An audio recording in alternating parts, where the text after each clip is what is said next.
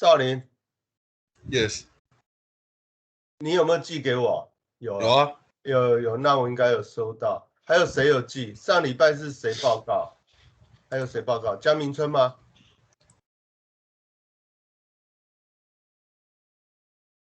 ？I received李奇宏的 I received your file. You're gonna present today, right? No, I presented the last. Oh yeah, you presented last week. So I received your revised version, Okay. right? Okay, I got it. Okay, today would Patricia will be the first one to present. 少林, turn on your camera. 杜嘉诺, turn on your camera, please. Please. Okay. Patricia, you can go whenever you are ready.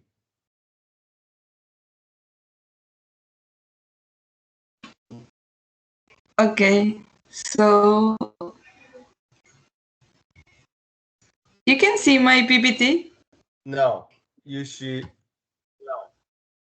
share. Okay. You should share. Use a share function. There's a arrow pointing upward. Okay. Can you? 少林, turn on your camera. 少林.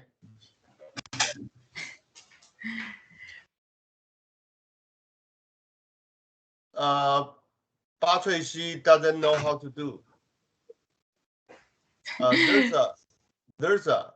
Yeah, like they teach me, but I don't know why. I think it's my internet. I know it's sure. There's a. Can you? Li Qihong, could you teach? Yeah. For somebody to help her. No, he's. Okay. The soccer boy.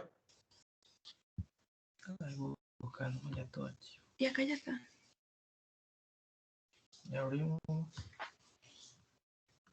So now you can, because. Yeah, let me see. No. No. No. Or you log out. You log out and log in once again. You log out and log in once again. But hay una opción que dice share screen. Yeah, you can share the screen. Y sí. Y tipo, Edgar me está ayudando, pero no funciona.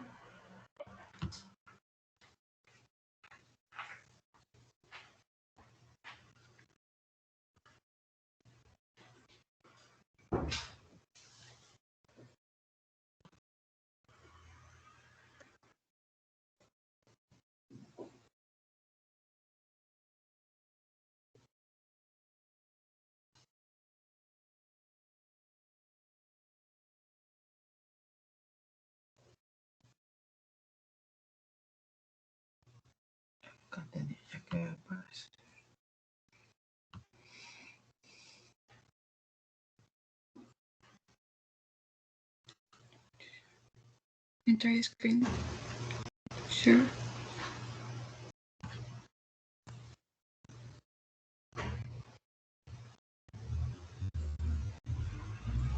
Bruh.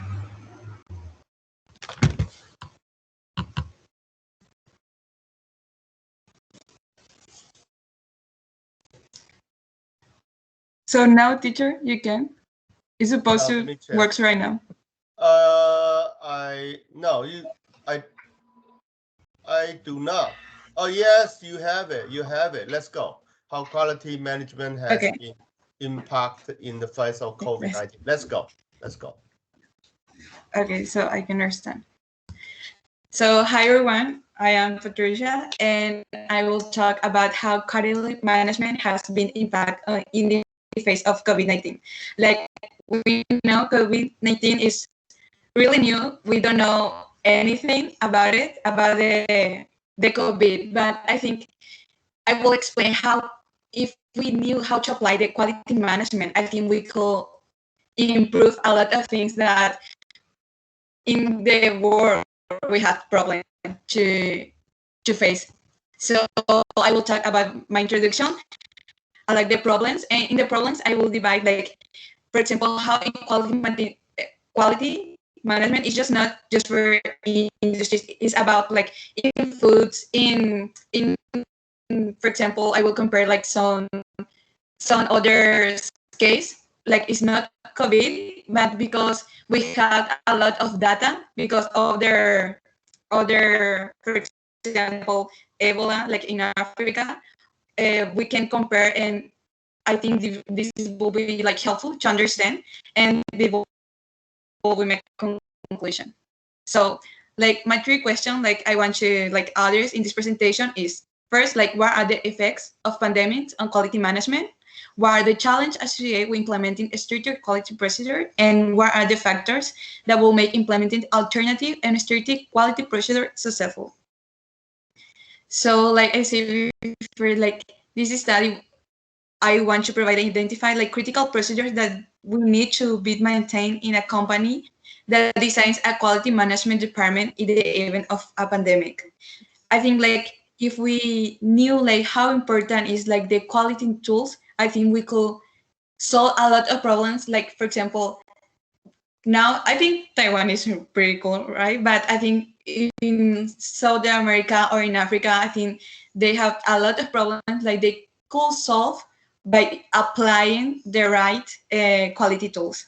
And I want in this presentation, I want to identify this pattern, and then a mixed method approach was taken. I gathered data from existing database to pinpoint trends, effects, and impacts on how quality managers have maintained their procedure during these events, as well as how their level of quality or general product output was maintained during these events. So like we know, Deming is God like in quality management, and we know like Deming create like 14 points of total quality management, and he will provide a framework to develop knowledge in the workplace, and that can be used to guide long-term business plan. So for example, like we know, and the teacher explained us a lot, and is like Deming rule is well-faced series of steps to help guide a company to continual improvement. And this is like, I think because of this class, we know a lot, like for example, the plan, the check, add, but I just realized like searching a lot of studies, like this is so fundamental because, for example, if for example, COVID-19 affects a lot of industries, right? Because they close everything. But if they already had, for example, a plan for change to read about improvement to identify problems, if they have like the change on a small scale to test the potential solutions and check the study results and actually implement the best possible solution to the problem, like the COVID-19 will not affect like a lot. But because a lot of industry, they don't apply correctly, like the plan, the check, act, I think they have a lot of problems. And then we realize that really like the PDCA is very important. Like say like with the emergence of TQM and the place do check I cycle, this new standard of quality implement an emphasis on risk management. So the purpose of my presentation is look to the pandemics, more specifically the COVID, and a risk to quality management and any pandemics in the future as potential risks and will need to be managed. So like the COVID-19 has affected many phases of life, like we know, and this is an analysis will be to run to see if COVID had impacts. So how quality management has been implemented and improved during this pandemic. So we know like in industry, like we study industrial engineering, like most of us. So we know like many firms are focused on tools and practice instead of creating a quality management infrastructure that will lead to a long-term positive result. That's why quality management is very important because will give us a long-term positive results. So that is why we have do again like the plan, the check, the PDCA. But if you don't put correctly, like will not grow up and build successfully. So quality management is an integral part of the manufacturing process in many industries. Like the COVID not just affect just one, for example, the health, like affect everything.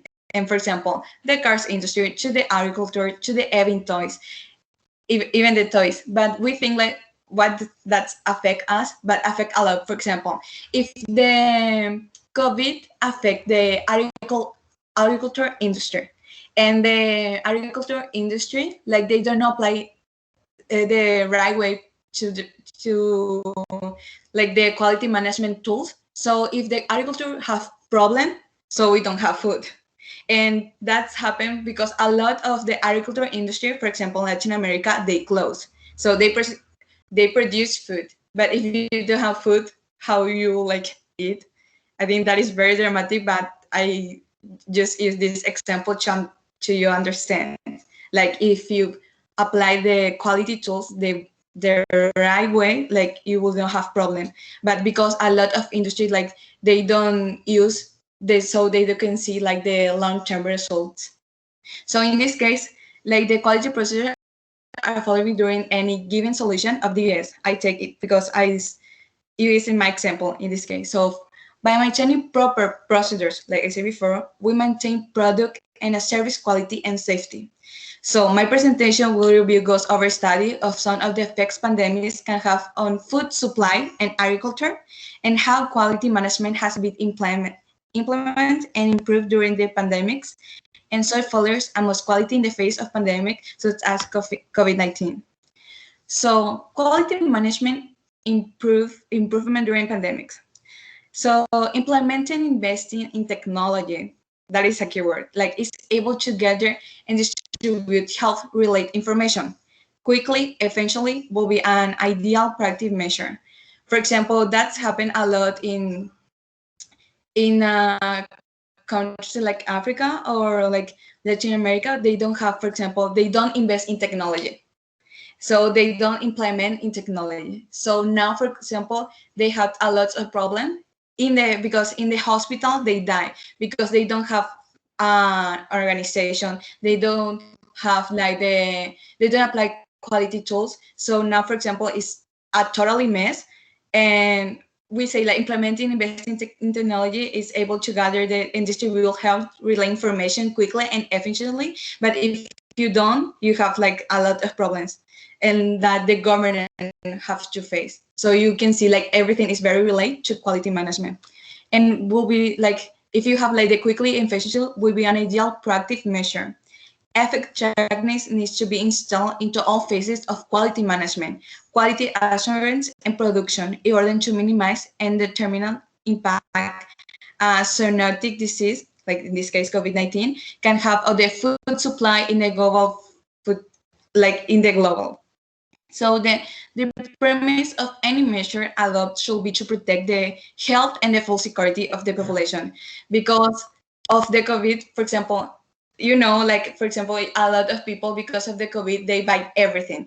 They buy a lot of food, a lot of, like you can see it in the news, they have a lot. So the health, because it's related to our health and to our body and our system. So we know like the COVID affect especially the health and the food security of like the population. That is I want to focus. So the detriment of economic growth, also saying governments going to the opposite direction. Unfortunately, political and economic agendas can also have an impact of maintaining the importance of agriculture and food supply for the nation. I think now you can see like how quality management is related to everything, because if we apply quality tools in the efficient way, so the industry like will not have problem, for example, to have food, because the industry have to produce food or health system. So if they don't apply this apply this industry in this, because this industry have problem, so like the government have problem and everything is related. So you can see like how quality management and improvement is very important because affects everything. So I think, for example, one of the, if you do not apply, will be like the different vulnerable groups will be affected. So the first, those who experience chronic hunger, like I say, in countries in like in Latin America or in Africa. Like all the research is focused in this place. So small farmers who maybe prevent from working on their land and accessing markets, children from low-income families who are mainly nourishing by food provide, like by their families. And so I explain again, you can see how everything is related. So one of the perspectives, like I said, well, this is a world study, like in 2020 when the COVID like begins, and he give us this, I think, like this operation supply chain management under epidemics, outbreaks, and pandemics. And for example, we have the preparedness focus, like pre-allocation of resource, emergency distribution planning, product diversification and substitution. Then we have adaptation focus, reallocation of supplies and demands, flexible production technologies for meeting the society needs under pandemics. In this case, we know, for example, like the masks, the ventilators, or like, for example, the alcohol, So then you have digital focus, digital twins, data analysis, AI, digital manufacturing. And I think it's very important because if we have the data, we know we can do a lot, and like it's a base to improve. So sustainability focus, like consideration of supplies chain ecosystem, viability analysis, like humanitarian logistics, recovery focus, integral recovery of workplace capacities, and logistic infrastructure, forecasting and pandemic preparation wrap-up decision.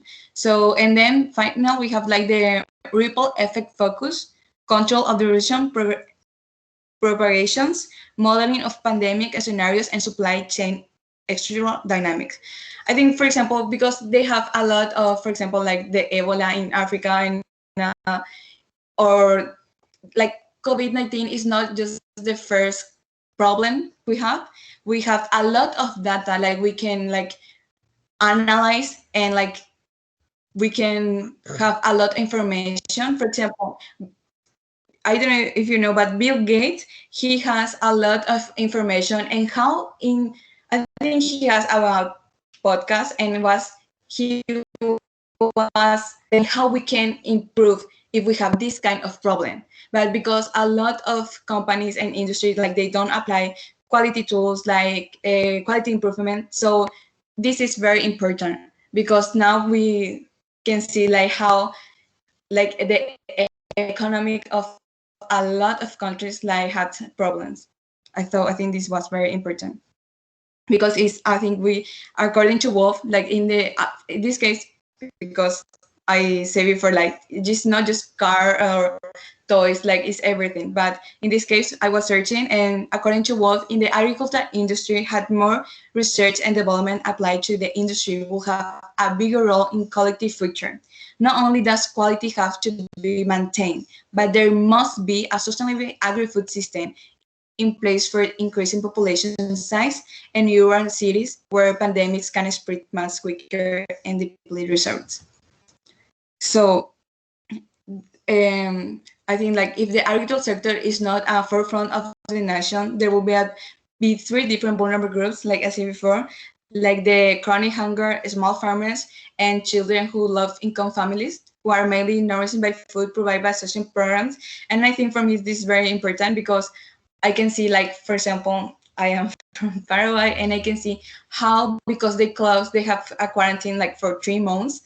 Like a lot at the beginning of the COVID, a lot of countries, they have a complete quarantine like for 1 month, 2 months, 3 months. And so if the industry doesn't know how to apply, and they do have like the data analysis, and they have like to solve the problems they have to face with the COVID. So we know, like in this case, for example, small farmers who maybe prevent from working on their land and accessing markets.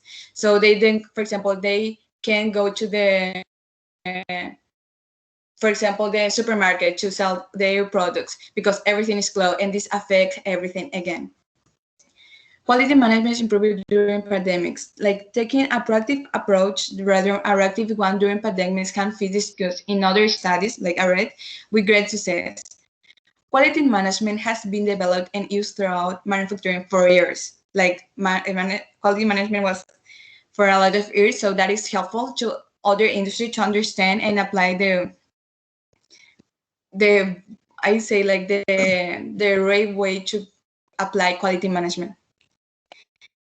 But another area of expertise that it has continued to grow within the healthcare industry.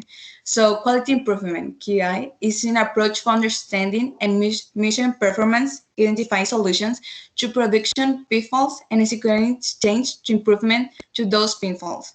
So to use QI methods has been sustainable, and because many have used QI methods to improve performance even after the formal collaborative period, and these efforts can be invigorated by calls for measure in void of pandemic. So this is an example, and seems very repetitive, but I think was very important because for this presentation, I searched a lot of studies, and for me was shocking, like how all this could be solved if you apply, for example, the Deming's wheel, if you apply the PDCA, if you have really an extractor in your industry, this will not have a problem. I know that I think COVID is new, and I think, but if we have to apply the right way, for example, all the data we have with Ebola and others problem, I think this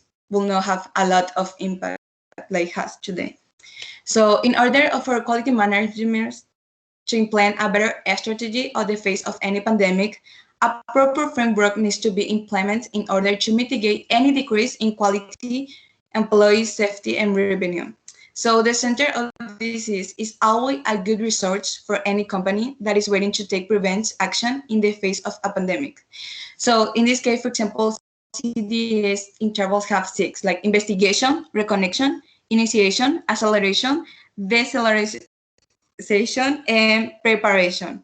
And I think like this is a greater detail and clarity regarding the potential timing of key decision and action and made slowly the spread and mitigate the impact of an emerging pandemic. With the use of this framework, it will be like improved to prepare and respond of not only industrial companies, but in this case, United States, but it's just not United States, it's in the world. So this breaks down this framework in select intervals of phase of the pandemic. So you can see like, I think you can see like investigation, organization, and audit help us.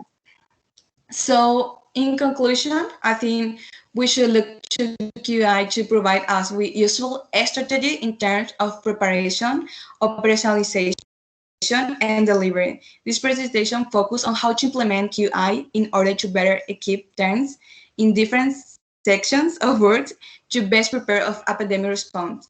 Like I believe that QI can add value from different perspectives because like I said before, it's just not one industry that affects everything. And if we can apply the QI, like the quality improvement, the quality management tools, I think just not in one industry, for example, in technology, but if I think Taiwan is an excellent example. You can see, for example, Taiwan now has this case, and but how Taiwan applies quality management, quality tools, like the quality improvement, like in the hospital, I can see the difference. And if I will like compare, I think this helps a lot and save a lot of time and a lot of problems. And I think if we can apply all this like in the other countries, they will will be excellent. So it's required proper planning and measurement strategies. So in this perspective, it can be applied to be success of quality management. In this case, because I was talking about agriculture and food supply chain network perspective with some adjustment. One of the downfalls in the presentation is the matter of reliability within their study. They focus more so in simple observations. I know, for example, when I was reading a lot of research, they have a lot. One was just focused in health, well, just in cars, or the other in technology. But I think we'll like doing this. I think now if we apply like in the agriculture and the food supply sector, we can save a time, a lot of problems, and like I said before, like because at the beginning of the COVID, and if you don't have the right planning, preparation, operationalization, and delivery, and if you don't apply like the quality improve, like this really shocked me, like how people could suffer from hunger and have a lot of problems and like be like kind of crazy. And I think I talk about like the COVID, about the agriculture, about like the economy, and I think you can say like it's like totally completely different topics, but no, because everything is related. And this is my presentation. Okay, This is my thank research you. source. And All right. All right, thank you, Patricia. Then we have an open question to our classmate. So today's duty rests on those five classmates who already present their paper last week. Okay, who going to ask the question first? 孟宇.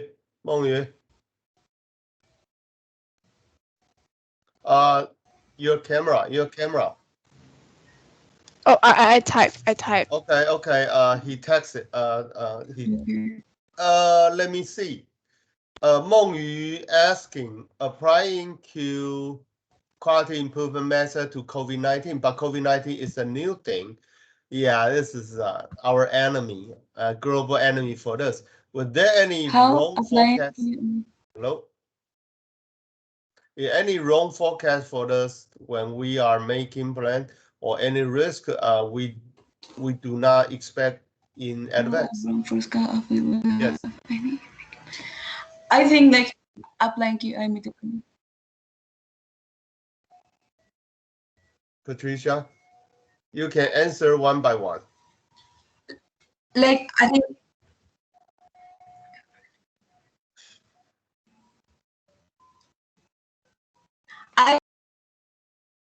we expect this. 19 COVID is, but I think like we expect this kind of problems because a lot of the way to apply like the QI, they just don't apply because we don't have this problem now. But they have a lot of research and data from others, for example, Ebola, and I think they have enough information how to solve this. And I think we expect this kind of problems, but we just don't apply the correct way. And my question, in addition to Meng Yu's comment, I would like to, since including the work, including the study, and include everything. Hello, what's up? Yeah, the garbage car is coming. Yes. Okay, then so is any state of the art measure we were able to help people to facilitate to work at home and the students study online? Do you understand my question? No, can you repeat again? So okay, the COVID the pandemic is getting worse all around the world. So to make the people need to work from home and to study online for a long time. So we need to cope with this situation. So how quality improvement will make a state of the art or change the current system that will adapt to the working type and the studying type online and the virtual type. Do you get it? So everybody needs to communicate through virtually, and including student and for example, in the studying time, all the enterprise. for example, so Kwadi, how to facilitate the to do so? PDCA, right? The plan, do, check, and analyze. Okay, yeah, don't worry. You And then look for at the example, second question. Zhang Yichun, there are people who already got vaccinated, but I saw in some news there are some people who get vaccinated, but they still can get infected by COVID-19. What do you think about that? What kind of question of that? Zhang Yichun, what are you asking? Zhang Yichun, this is not related to her presentation. Okay, you think of another one. And Li Qihong, can you talk a little bit with your word about why COVID-19 make the material analysis in quality control more important than ever? Okay. Patricia? Okay, I am reading. I have a lot. So can you talk a little bit with our words about how cabinet makes material analysis in quality? I think, like I said before, like because of this, we have a lot of. My question, are you okay? This is Li Qihong, right? Li Qihong, Fang Li Qihong. So how could quality to make it happen? Then Liu Xinghui, Hui Xing asking how we can use the PDCA in the impact. Yeah, how PDCA can we do the For example, that yes. I say like at the beginning of my presentation, and for example, like, and this was a huge problem in a lot of industries. Yeah, this is a 1 for million example, problem. Here, 1 million problem. Yes, and I think like if we don't place and if you don't plan for change and like to bring about improvement and to identify the problems, if we don't do, because the second is do, right? Plan, do, check, and if we don't change on a small scale to test the potential solution, we have to study the potential solutions and three, like, check if this study results like works or no, and then we have to act and implement the best solutions. And I think in this case, we use in this COVID-19, for example, we plan, like, we know, like, the vaccine, then we study the vaccine, then for example, and then we apply, and then we check the results. And I think now everything is it's working, but it's just we apply PDCA in this case, for example, just in the vaccine, but a lot of industry, for example, and I say it in the presentation, in agriculture, they don't apply in the right way. So they have a lot of problems. And that is what you can realize, like, how PDCA is very important. Okay, so could you just add one more PowerPoint slide into your revision to describe how the PDCA to help the enterprise to prepare the preliminary COVID-19 check in terms of PDCA procedure, right? Then describe the PDCA. Okay. Yeah, I like Hui's question. Very good. And thank you, teacher. One Xinghui, Shaolin's question. My question is because in your presentation you talk about the agriculture. So can you give example PDCA to the agricultural problem? And I say, for example, a problem has, for example, in Latin America, they just don't have an extra. They don't plan anything. Like, they are just like in the day-to-day, you know? And for example, in Latin America, like, the agriculture is a big business because Yeah. our land, everything, you know, but it's really like, this is the, I think it's the principal business there, like the agriculture part.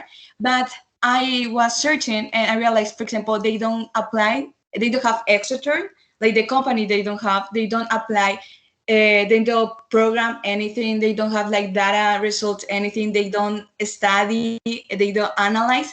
And I think, for example, if you analyze, if, for example, if this happens, how you will like, they will have a lot of problems, but how you will like plan, check, organize programs. And I think they face a lot of problems because they didn't apply that. Okay. Okay. Then you also like to mention it in your revision. 1, 2, 3, 4. Okay. We have a 梦鱼, Yi Chun. We still one missing. Yi Chun. No. 梦鱼, Li Qihong. 来, Yi Chun, that's your turn. Hello. I'm typing. Typing. Typing. I do not see that. Okay. We wait for Yi Chun's typing.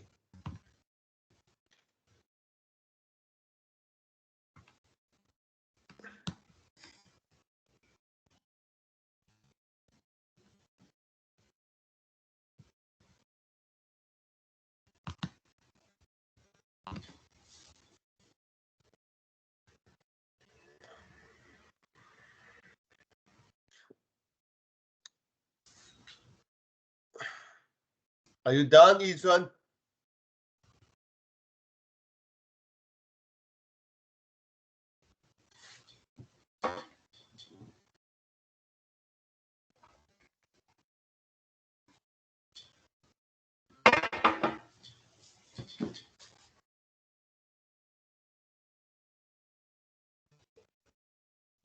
I don't know what I'm asking. Yeah, Yi Chun, can you give example according to your opinion in real life? How can we solve the COVID problem? Yeah, you talk about the personal hygiene, the personal perspective. Okay, then Patricia, Yi Chun is asking, this is for a person. This is a personal perspective. Is that possible? Use the PDCA to perform personal hygiene to protect against COVID-19? Yeah, like when I was searching about COVID, I think it's very repetitive because we study a lot of PDCA, a lot of quality tools, but really, like when I was searching why, for example, this have this kind of problem, is everything we can solve like with, I think everything. No, I think we can reduce a lot of problems and solve a lot of problems with the QI. And I think that is, my opinion is like with PDCA, with QI, like we can solve a lot of problems in the real life. Like I said before, it's just not one industry, it's in a lot of industry and how everything is related. So in my personal opinion, like we can solve the COVID problem with QI. Like the perspective of quality management, but not about, I think if you can apply it in medicine too, because the medicine has some research, but sometimes you don't have a lot of data, and sometimes it's a problem for the medical part. But in the business and how we can solve, I think a lot of problems we can solve using like QA and we PDCA. Yeah, of course, especially the supply distribution and the safety, efficacy of the vaccines are all related to the quality. So yeah, so absolutely, yeah. Since vaccine is directly influential to the human's body and health, right? And all right, thank you. Thanks, Patricia's contribution. Okay, then Thank I'd like you. to incorporate your answer to the comment provided by your classmate into your revision and email to me. All right, thank you. So I would like to next have the next presenter, Soccer Boy.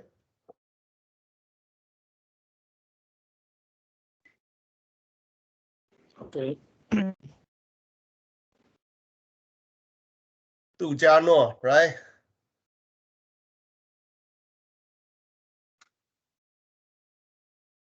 Yes. Yeah, let's go. When you are ready.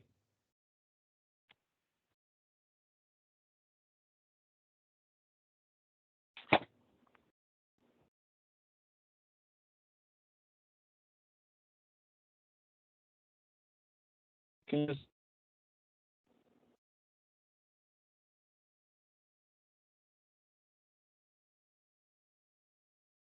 Please share your screen, share your file. Professor, do you can see my screen?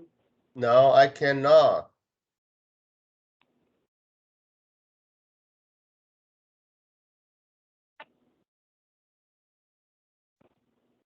Yeah. No, we cannot. Do you can see? No. Li Qiong, could you help him to how to share screen? Ok, tenés que compartir tu pantalla donde dice Share Screen y después andate No. tu PPT directo.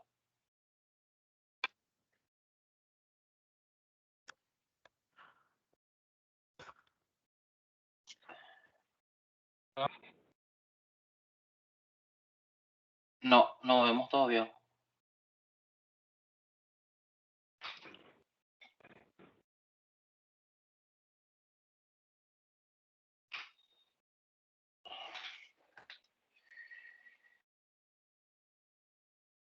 No?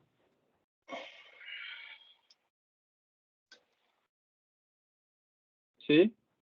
Do you can see? ¿Ya abriste ya tu PPT? Teacher, Yes. Okay. can I go first? But because I have test in 4 p.m. Okay, At go ahead. Go ahead. And thanks for your cooperation. Thank you. All right, go ahead. Go ahead. Bye-bye. Screen now. So maybe. Yeah, you can go. You can go. Bye-bye. Oh, it's I say I can go first. Because I have test at 4 p.m. Yes, you can. You can. He means presentation.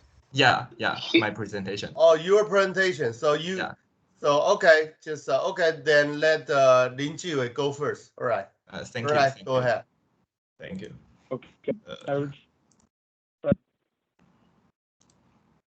Can you see my presentation? Yes. Let's go. Let's go. Okay. Hello everyone. Today I will present a paper. Is named "The Time Layout Changing." In Chinese, it was called 蜕变时节. And this is my content. First, I will introduce background and motivation. How has this thing affect us, and what problems have arisen from this influence?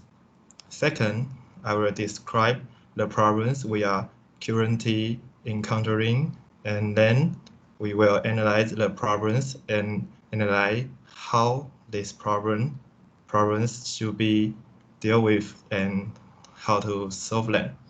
Finally, I will make a summary of the result of our analysis. So we are going to talk about the background and motivation part. We all know that foreign countries have harassed by COVID-19 in the past year. Their daily life was disrupted. Their work pattern was changing, and some people were even lost their job. On enterprise side, the policies implemented to prevent the epidemic have affected the enterprise. The enterprise suffered from an economic crisis and a virus crisis. The enterprise must cooperate with the police to propose changes, and these changes have deeply affected the entire enterprise business model and work style. I believe that affect part is not just the issue of single site. Shipments, quality, marketing, and management will be severely affected. For any enterprise, there will be a big challenge to deal with their issues and how these things also happen in Taiwan. However, what's the problem? Because the spread of epidemic is too fast. The contact between people has become dangerous. Therefore, in order to deal with this matter, the company must adopt a remote operation mode to minimize the company's flow of people and control the number of internal staff. This is not a matter for people at the management department. The reduction in revenue and unmanageable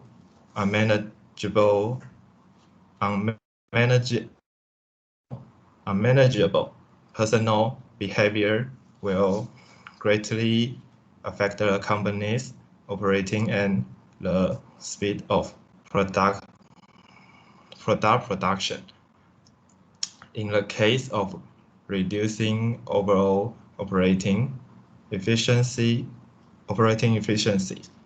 there must be several effective solutions to solve these problems.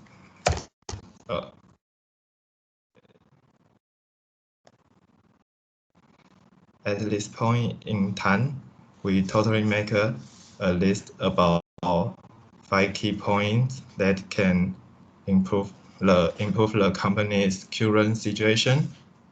They are improving the company's automation level, increase work flexible, increase the company's and position level, focus payroll and technical retraining and or improvement. And for the part of increase the automation level, most companies will need to use more automate robots and AI technology to assist the company's operations. If the automations can be improved, people-to-people contact can be reduced, and company can hire few people in order to achieve the reduction of people-to-people contact. And part of the increase in work flexibility, the epidemic in some areas is more serious and people cannot go out. The company must to change the business or work style so that employees can complete the work their duty in their own homes, or control the flow of people in the company, improvement diversion to work, and so on. make the job more flexible instead of employees must go to company. And part of more digital means that both the company and the employees need to learn digital technology. The employees need to handle company business remotely or to use digital technology to solve the company's business more quickly, or can use digital technology to analyze the current company situation, needs, and how to do can be better manage company. In terms of salary, the company should try to avoid decreasing employees' salaries because low salaries may lead to low employees' morale, which in turn leads to a decrease in the company's overall efficiency.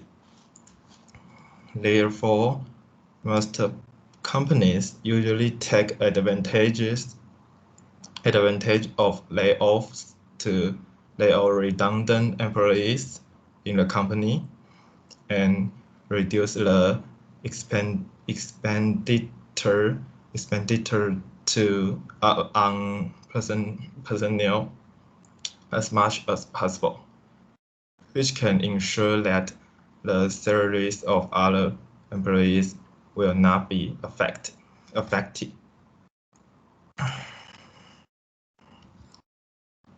As for the technical part, due to the work from home, remote office, and communication problems, employees need to improve their digital technology to deal with the difficulties encountered in remote office, such as communication problems and business processing problems. At the same time, employees also need to have a certain degree of adaptability. They need to face situation and complex problems. If they can't adapt to the new office style or the company's new operating mode, employees are easily eliminated. The employees who will work from home need to pay more attention to self-direction. They need to plan and allocate their time reasonable.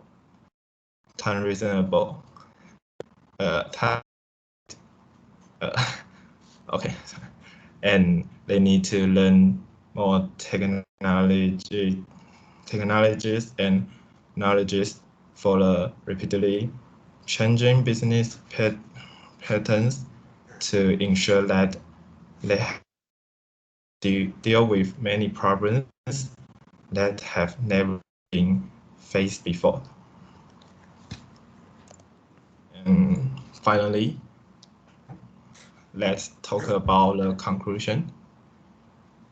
Regarding the changes brought about by COVID-19, we know that it has broken the company's original stable state.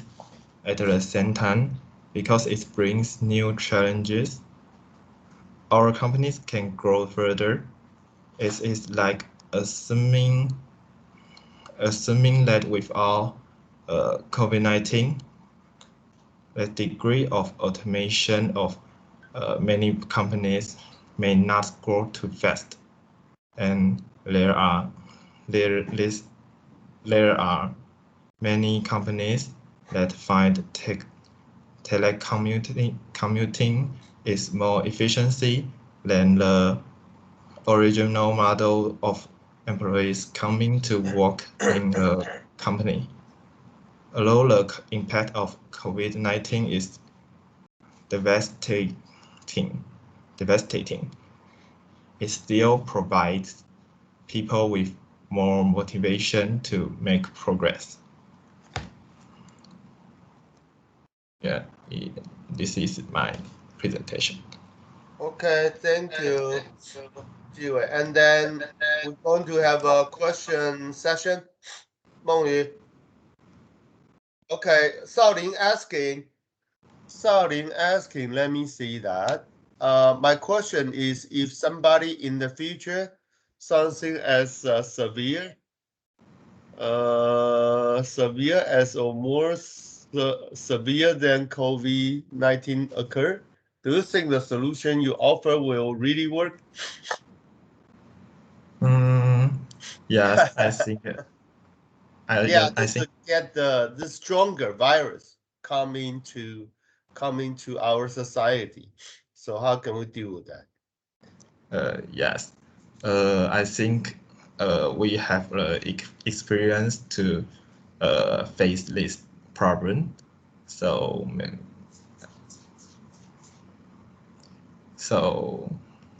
I think we can figure out this if we face more severe like COVID-19, but more severe.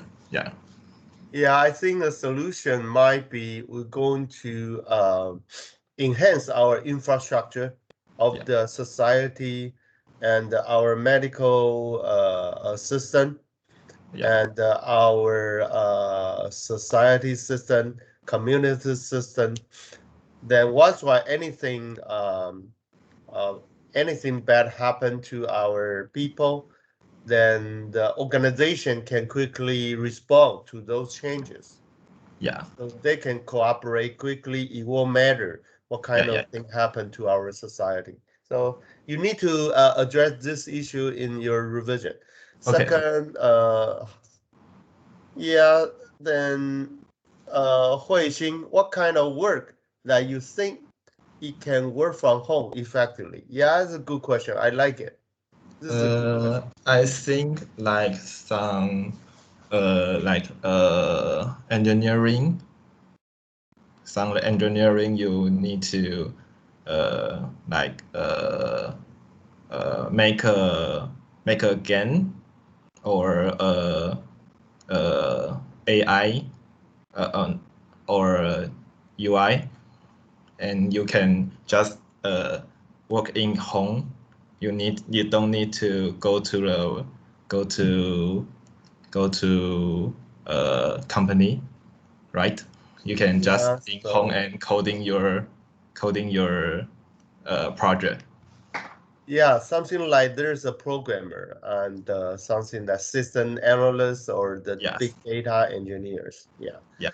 And Li Qihong asking, do you think that is time to change human for AI? To change human for AI in the industry? Why?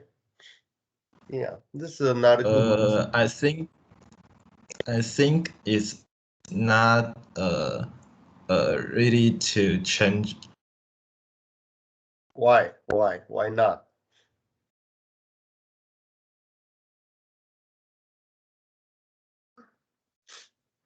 Hello.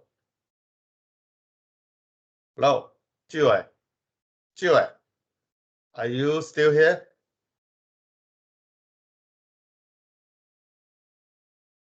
No, he got stuck. System.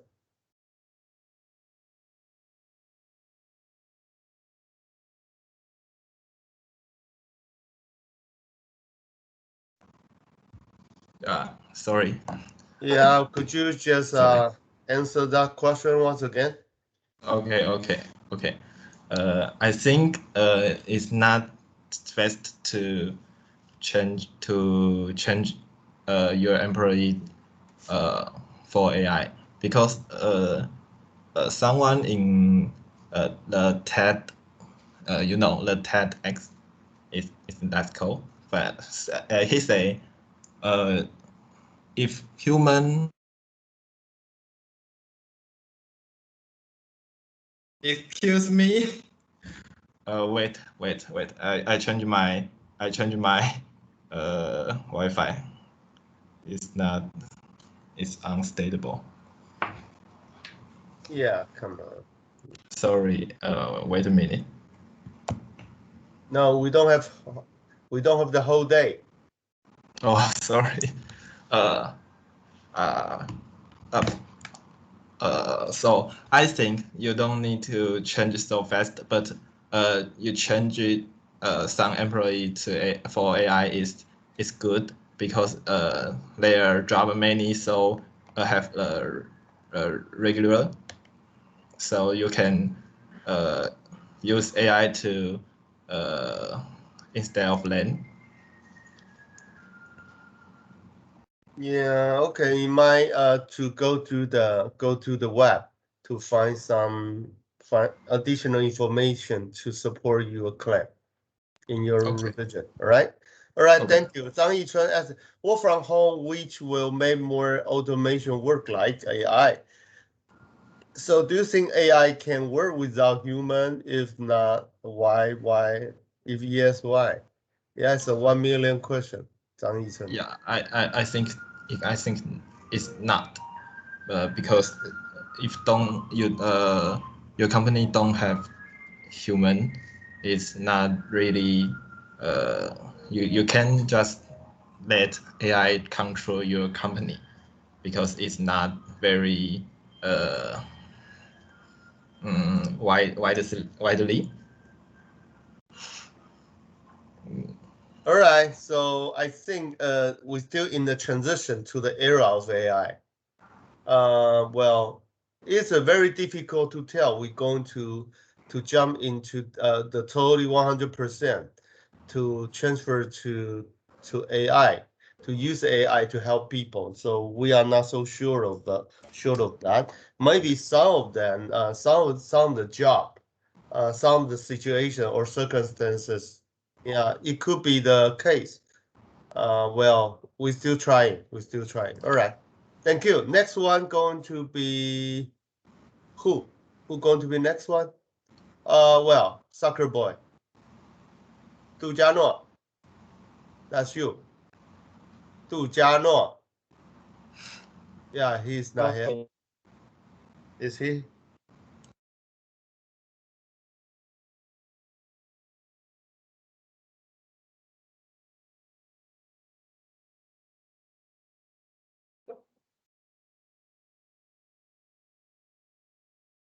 Du Jiano, are you still there?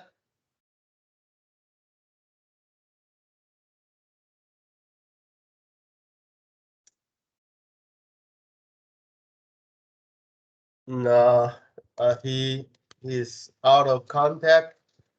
Well, we still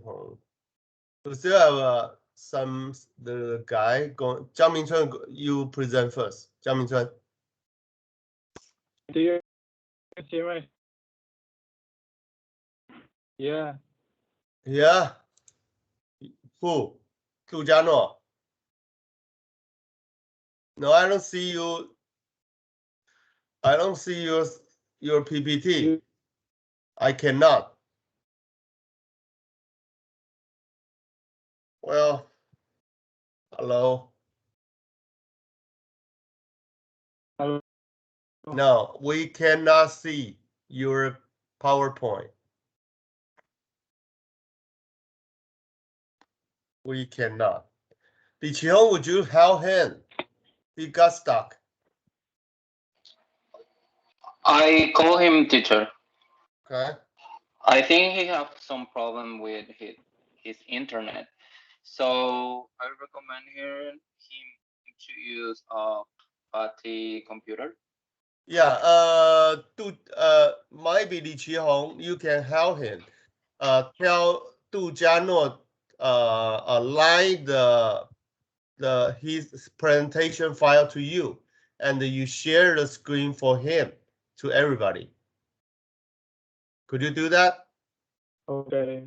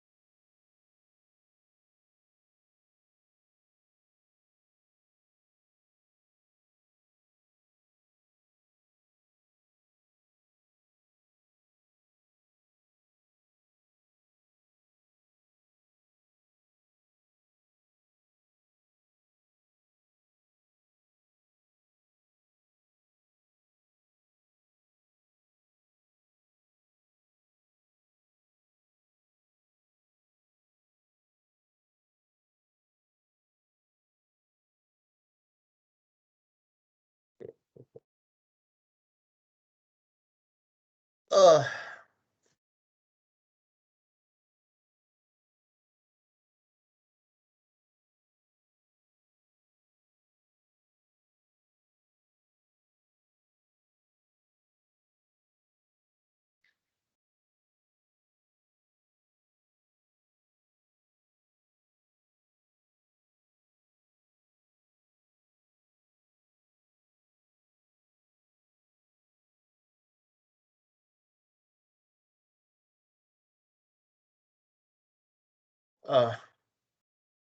is everybody is is everything ready?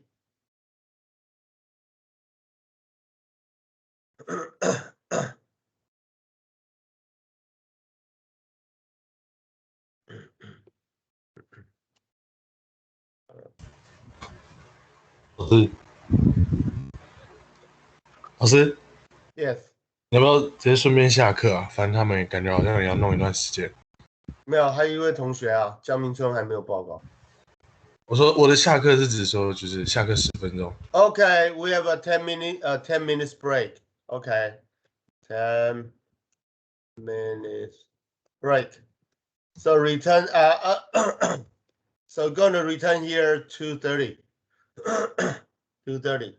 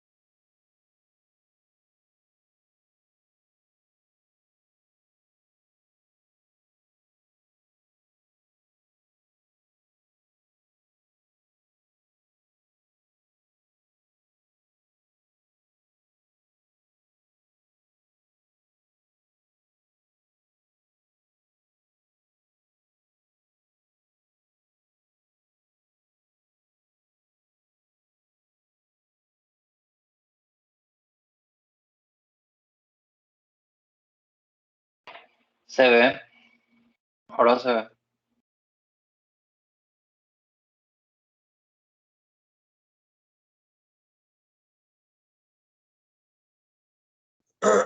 So going to a presentation until 2:30. We're going to have a presentation until 2:30. Right.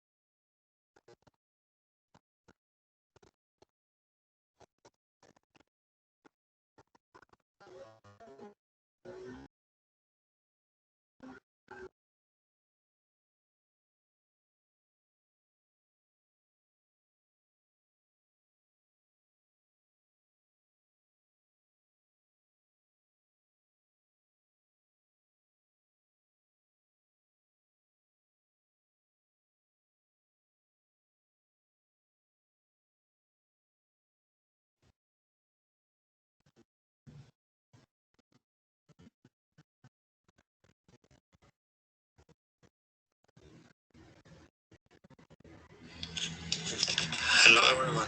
Today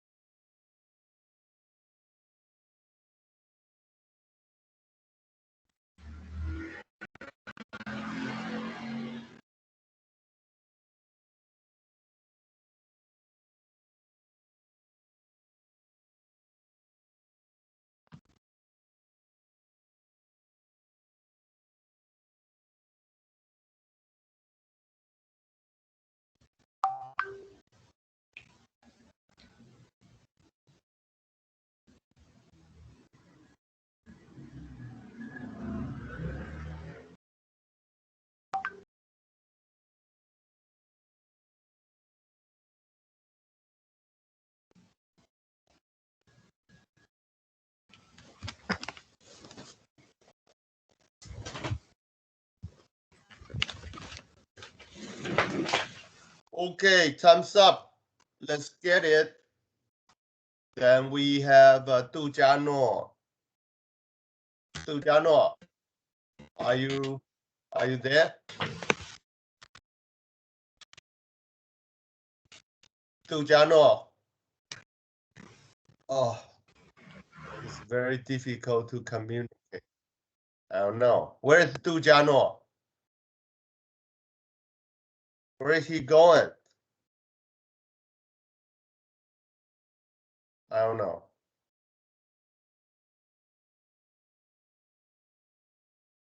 I don't know. This is where he's going.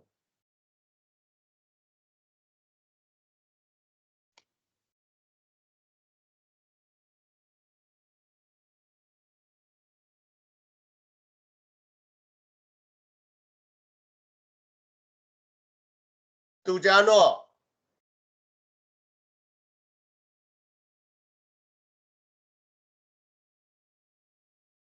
I don't know.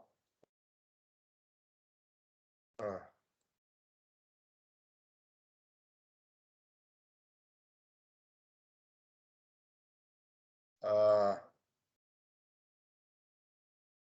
don't know. I will call them, Professor. Let's go. Where is Du Jiano?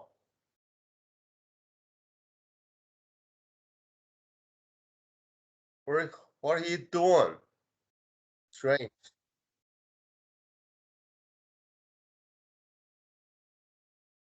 I don't have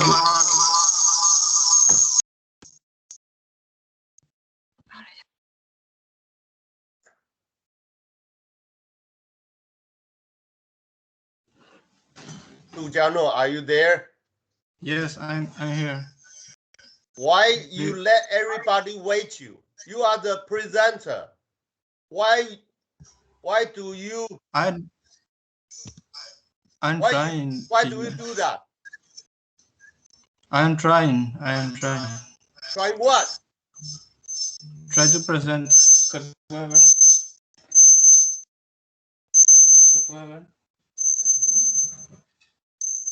Do you can see on the screen now? No.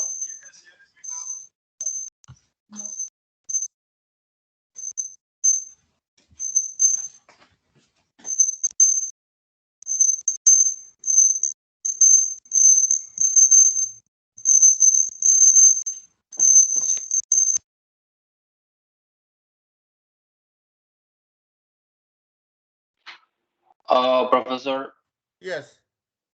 The other classmate can present first, and I will help to Edgar to figure it out. Okay. So maybe he can send me his PPT, and I will help to share. Yes. And he can talk. Yeah. Then yeah, we can do that. That's more convenient. Okay. So let's our classmate present first, and I will help him. Okay. So Jiang Mingchuan, you do first. Do you can listen now? No, you cannot. You cannot. Let the Jiang Mingchuan present first. You turn off the sharing. Let the Jiang Mingchuan do first. Okay, sorry. Turn it off. I'm trying. Sorry.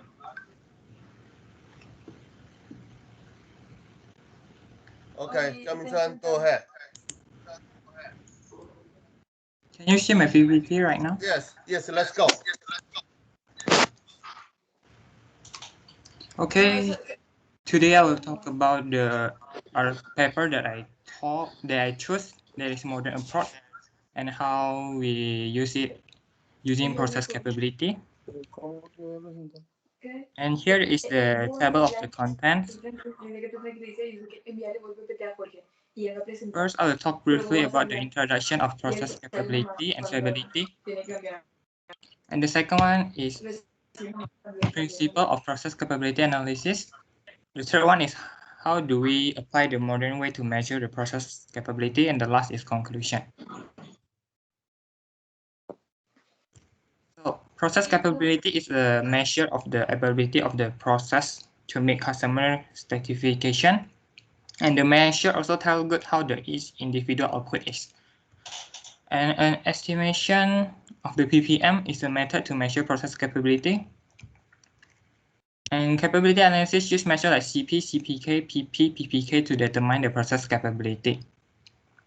Also, several capability estimates are in widespread use, like the potential capability CP and actual capability during production CPK. They both are a process capability estimates. CPE and CPK also shows that how capable a process is of meeting its specification limits used with continuous data. And the second one is the process stability. Process stability refers to the consistency of the process to stay within the UCL upper control limit and the LCL lower control limit. And the outputs of any process will have a mean value. Then the control limits for the process are defined as UCL is mean plus 3 sigma and LCL is mean minus 3 sigma. Also, if the process behaves consistently over time and the output falls within the range of UCL and LCL, it means that they are stable or they call it process-wide. If the outputs are spread across outside the limits, then the process is unstable. First, there is the principle of process capability analysis. There's two main reasons for monitoring and measuring the process capability. The first is process capability as quality indicator, and the second one is process capability as an improvement method. Process capability as a quality indicator. Classical process measurement originates from Schwartz's concept of process capability and stability. That process should be designed so its output is within the range where its customer tolerates its performance. That means that the process operates consistently within the specification limit, and typically a process is considered capable if it meets 3 to 6 standard deviation from the upper and lower specification limits. If a process remains stable, it will predictably yield conforming output. And to ensure that process stability, control charts are used to monitor process mean and variation shifts and thereby detect special cost variation which are changes that occur in the process operating condition due to the change in some process factor. This detection of special cost variation initiates the process improvement activity to shift the process output back to the desired zone of conformance. And the second one is process capability as an improvement method. They can be managed in 3 phases, and the first one is the exploratory data analysis of the current state, which identifies the issue indicative of process problems. And the second one is casual system discovery and predictive analysis of their amplification.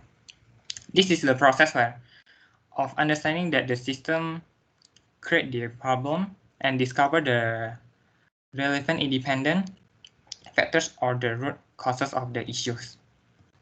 And the third is the verification and validation followed by monitoring process control. In this phase, technical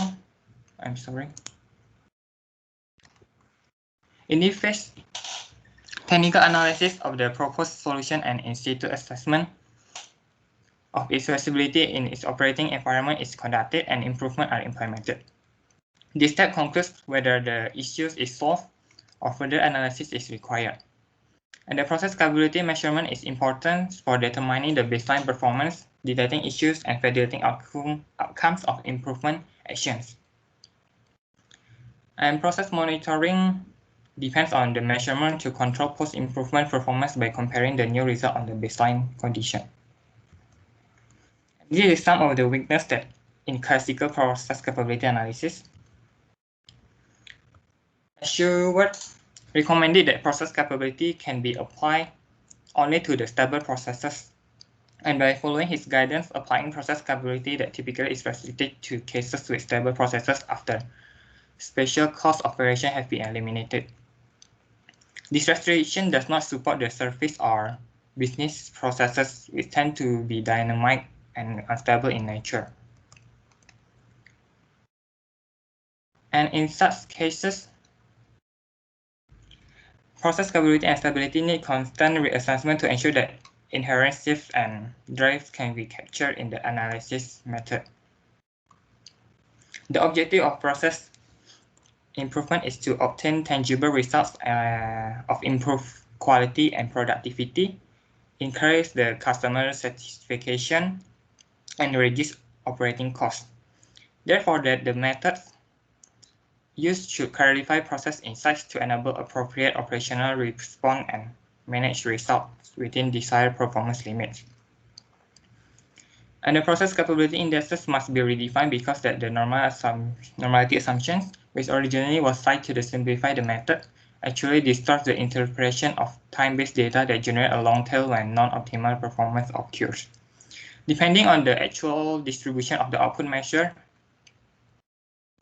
the normality assumption either causes a more optimistic or a more pessimistic approximation of the process capability. This can be the problematic when comparing alternative supplier performance when their processes outputs have different distribution. And the other issue that with the normal distribution tells is they extend to infinity, which is an unrealistic assumption when a process is bounded by a limited natural condition. It calculates that the probability that are impossible in the real-world processes because of the limitation and traditional process capability methods. So we need to make an improved approach to be developed. And how do we measure the process capability in a modern way? The first thing I will talk about is 2 methods. First, as the Bell-Labs who originated the concept of process capability proposed two ways to analyze the productive processes. The first one is the control chart method.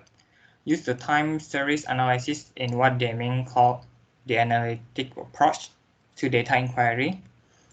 And the second one is the method use enumerative data in an exhaustive analysis of an all observation to summarize overall results, similar to the big data analysis.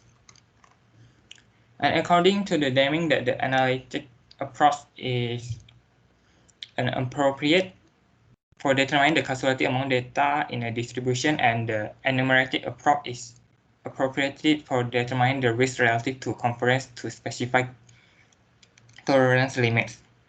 Thus, that the best approach is to maximizing the process information is to use them both together, the enumerative and the analytical, rather than separately. And using the simulationist analysis also allows that samples to be refreshed more frequently and thereby capture the dynamic shift in the processes. And this analysis should be done in parallel to gain comprehensive view of current process data. And enumerative analysis displays that the sample distribution to provide insight into the central tendency and variation, and while the analytic view illustrates the time in the dependency of individual data observation to indicate whether performance changes over time. And by combining the enumerative analytic approach correspond to the functions of a control chart and present a side-by-side comprehensive view process performance.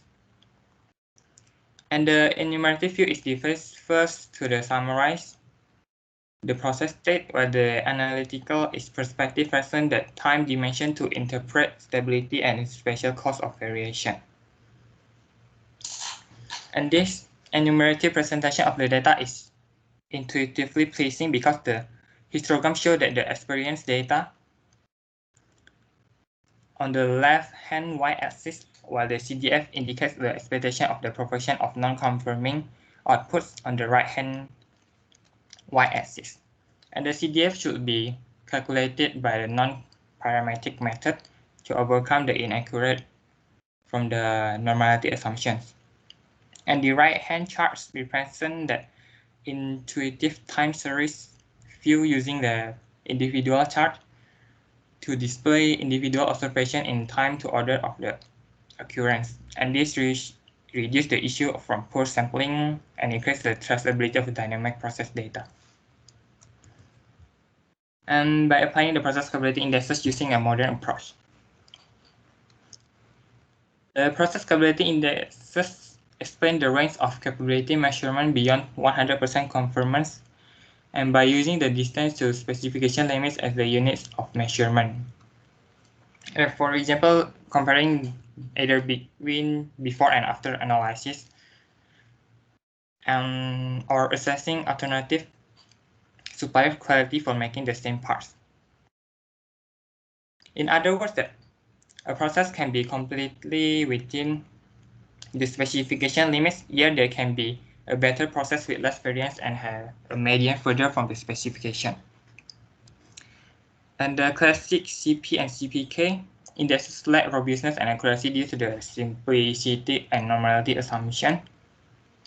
A different approach to calculating process capability is to use percentile-based estimates. And the formula for the CPK for using the percentile method was mentioned in this picture here. And the percentile method for the CPK calculation is also called Clemens method, that the percentile values should be estimated using a distribution estimation method. And managing the time dimension in productive processes. First, process improvement of lean processes control time using process capability analysis, but their processes are not normally distributed.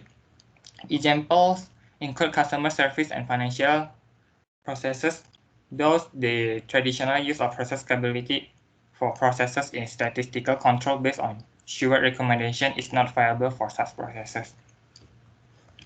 Even though that these processes cannot be controlled like productive activities, and there must be some method for estimating and monitoring their performance, because the lean processes are less stable due to the multiple uncontrollable external factors.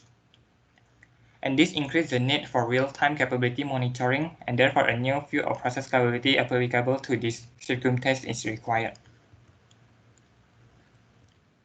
One proposed solution plots of the time series distribution with process capability, that this combined approach retains intuitiveness by showing the real data, while the capability index story gives a direct estimate of the capability at a given time.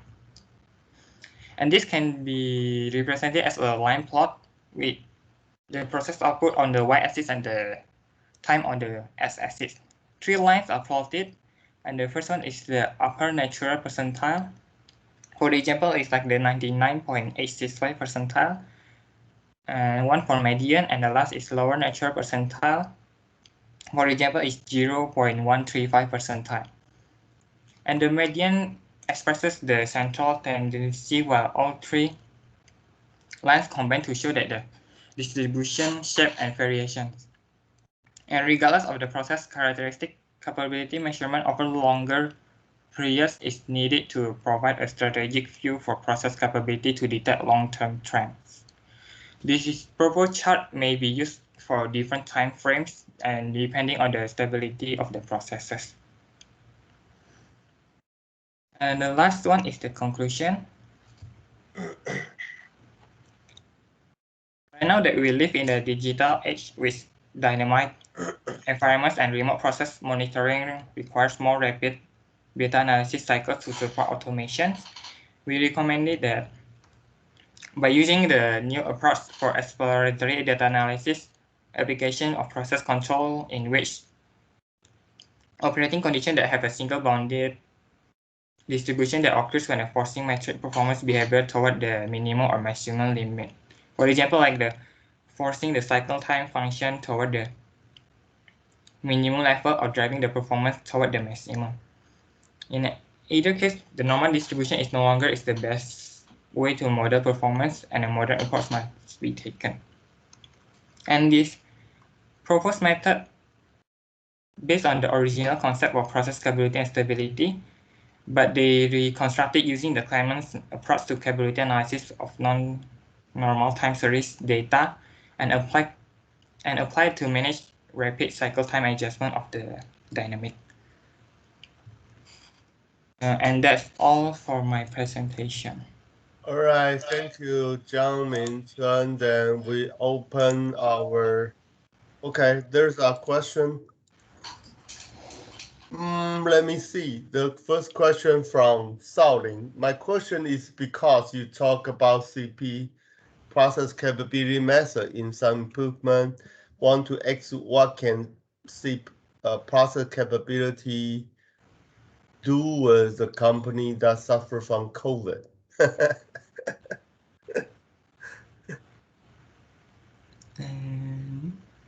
Yeah, suffer from that means well, okay, yeah, of course, yeah, it totally depends.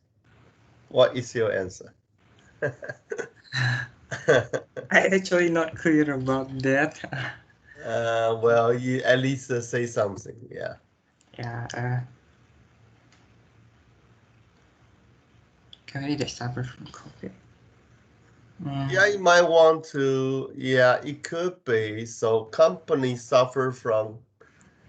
For manufacturing company, since they fully take advantage of automation, so you may not hurt that much. However, for the service industry, the process capability is totally down. Like a restaurant, like some resort hotel, or some, well, the tourism, so totally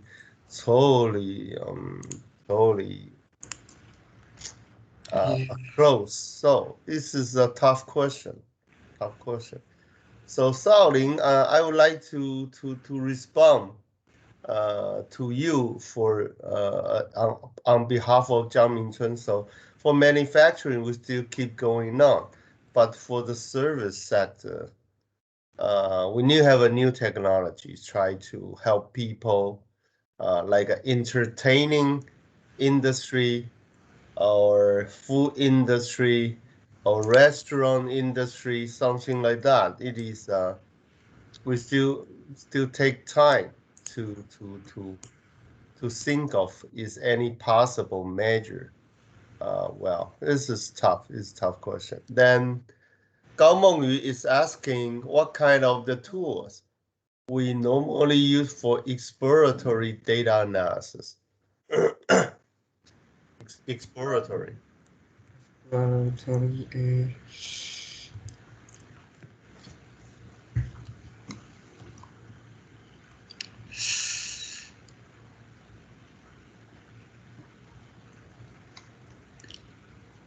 Yeah. Can you answer? Or you cannot. If you cannot, you just need to because that I cannot find a lot of materials that related to this. Okay, so you need to just after presentation, you need to go to the web to collect all the tool that is possible use for exploratory data and incorporate into your revision, right? Can you? All right, thank you. That Meng Yu done. Then Li Qihong asking, what do you interpret process? Come on, Li Qihong. Yeah, this is the question you're asking. Li Qihong. It's quite basic. You think of another question that Huixin, how can we improve CPK value when e less than 1.0?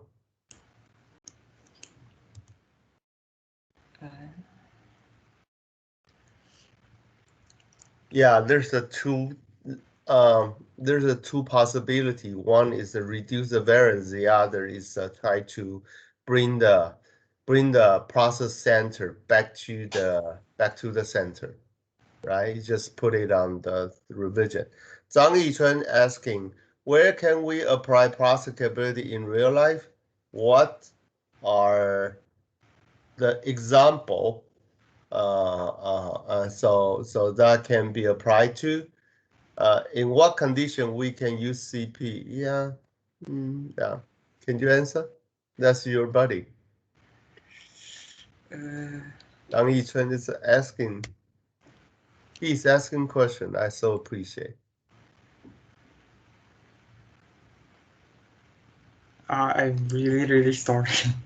Now, cannot in real life process capability like you have a person real life like your time management.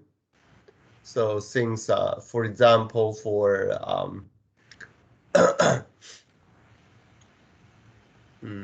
for person who work from home, how he manage his time management in dealing with all the letter, all the work, all the communication by the computer, by phone, or by email, or by social media. So that can be evaluated. So for the people work from home, I think the CP, and also for the person who doesn't have a job, is just help. Like there's some wife in the house, they don't have a job. The job is the cleaning the house, cooking for the house, and do the chore for the house.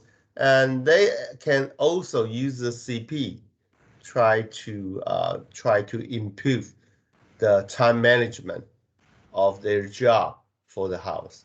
I truly believe. Do you understand what I'm talking about? I actually don't really get it. You don't really get it, like for example, like my wife, she is working at home.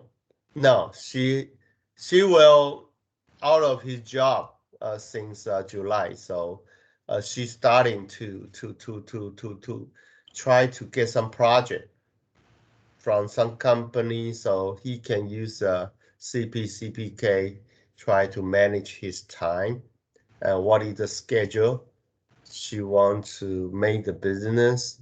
I truly believe it is helpful. Get it? No? Yeah. Okay, just put it in the revision. And Li Qihong, what is your question? Qihong? Li Qihong? Yes, teacher. Yes, Sorry, what is your question? My question is how he interpreted Process capability. Like- Okay. Jiang Mingcheng, like can you a- interpret it? like an example. Okay. Can you do that, Jiang Mingcheng?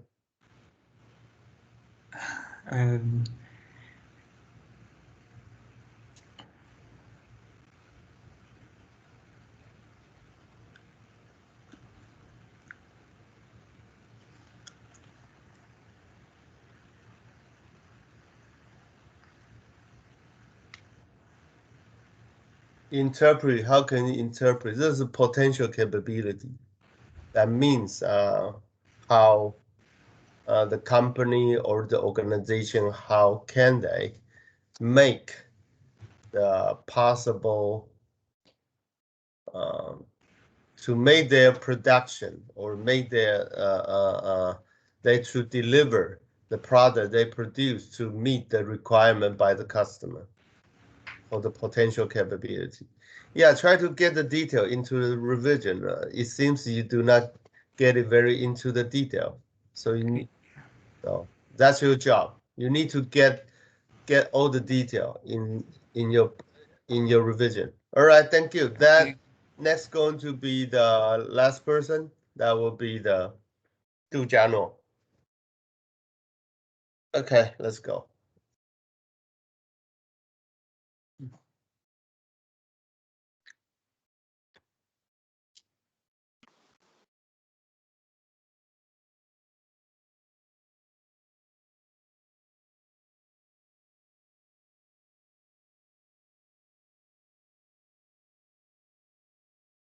Okay, so let's start the presentation.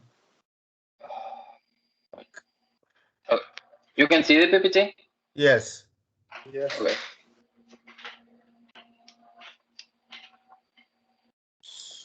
Hello everyone. Today I will talk about robotics and Industry 4.0. This is the overview, and today Change the slides. in today's report I will cover the introduction, also the role of robotics and automation Industry 4.0, and technological requirements for robotics, then application of robotics in Industry 4.0, also some challenges in robotics automation, and pros of robotics automation. For the last, I will do a brief conclusion.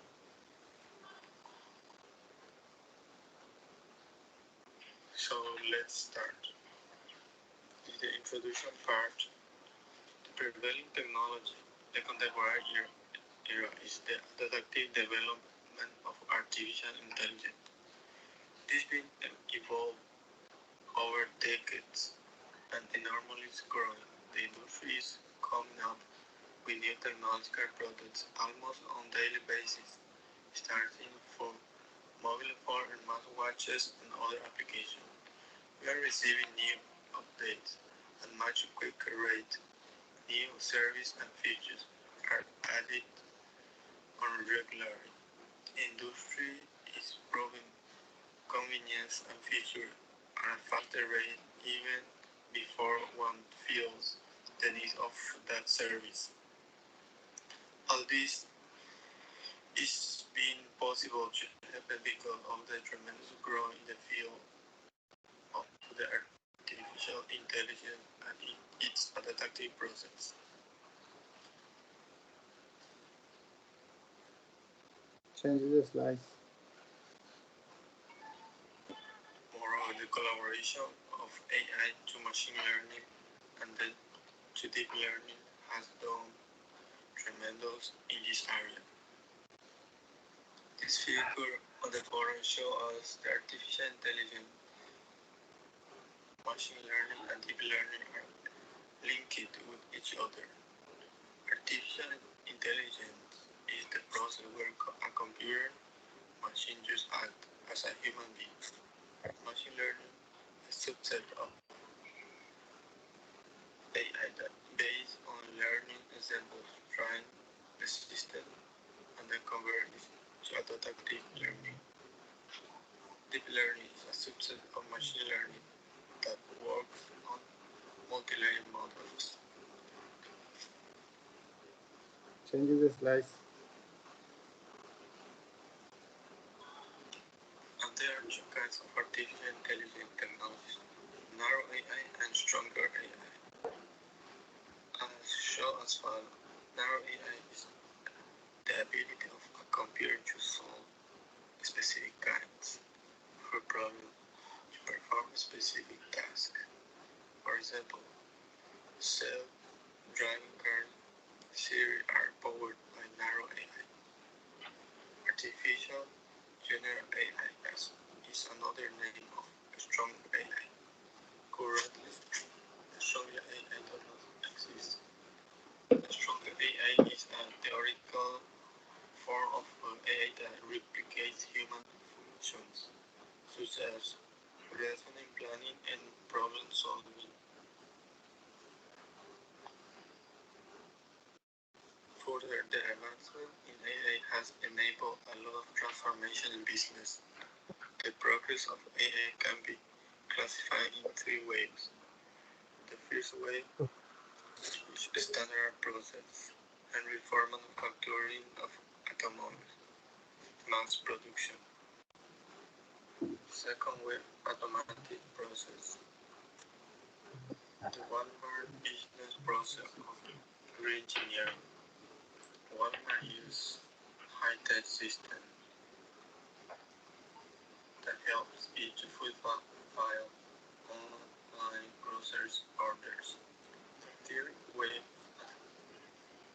active process, driven by real-time data. Real-time data initiatives are those that employ digital technologies as computer, tables, mobile phone, sensor, etc. Change the slides. And software application to enable accelerated collection, sharing, maintenance, analysis, and reporting of data. Now let's talk about the role of robotics and automation in Industry 4.0. Industry 4.0, also known as digital industry technology, is a complete new phase in market revolution in which focus on machine learning, automation, robotics, and real-time data. Robotics is part of Industry 4.0, which is the market for smart machines, including expert systems, autonomous robots, and digital systems.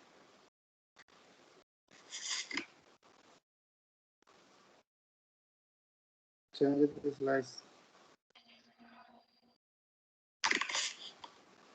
According to a recent report from Navio, robotics is growing day by day in large part because of the rise of the Industry 4.0. So the aim of Industry 4.0 is in robotics is mainly to develop smart industry in which products can find their own way through production and can establish alternatives in case of any disturbance. Change the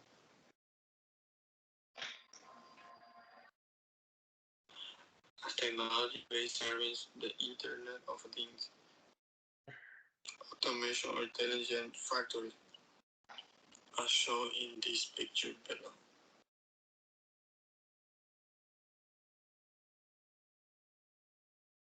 change the slides. So with this new revolution, the global competition is increasing day by day. due to which the market is changing constantly. Customer requirements are bringing new challenges for manufacturers and will affect every crucial decision. It's very difficult for the manufacturer to compete in the market using old methods because customers want customized and last products at low price within a fixed deadline. It's quite impossible to satisfy everyone because it will be complicated and expensive to Change the slides. today's business environment includes the use of internet-based digital technologies in production. The development of new technology like ACT technology, sensor, and their application in robotic technology lead to development of new collaborative robots that can work with the worker. So collaborative robots are flexible robots which enable new form of human-machine interaction. Cobots is defined as a computer-controlled robots. Collaborative robots are safer, smarter, and smarter, and have many advantages as compared to traditional robots. Change the slides. Cobots can be stopped or change their position if any applies abnormal force on or if they come in contact with humans. Industrial robots are costly. It's not possible for everyone to afford it. Cobots are lightweight, affordable, easy to program, and versatile, so they are being deployed at small and medium enterprise. There are a number of industrial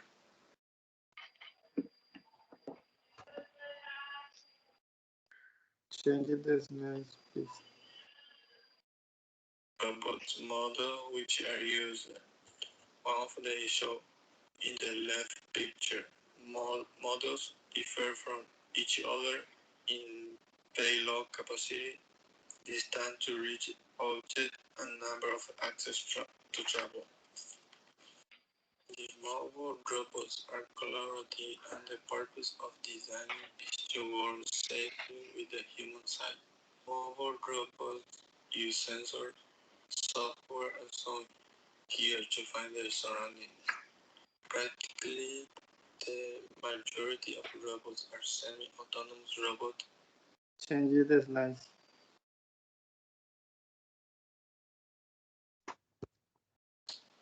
All robots are autonomous to several degrees of functionality, but they need commands for a special case, either from some external control system or from the human expert as shown in this picture. And there are two types of mobile robotics, as follow: autonomous and non-autonomous. Change the slides. Yes. Mobile robots. Autonomous mobile robots. These mobile robots do not need external guidance and can explore the environment on their own. Some of the popular autonomous robots are pet robots, game robots, vehicle robots, space robots, etc. Non-autonomous mobile robots. These mobile robots need some guidance system to move. They are also known as control robots. For example, a car manufacturing robot knows how to place the part in the assembly line, but needs guidance to know exactly when and where to fix that part in the assembly line.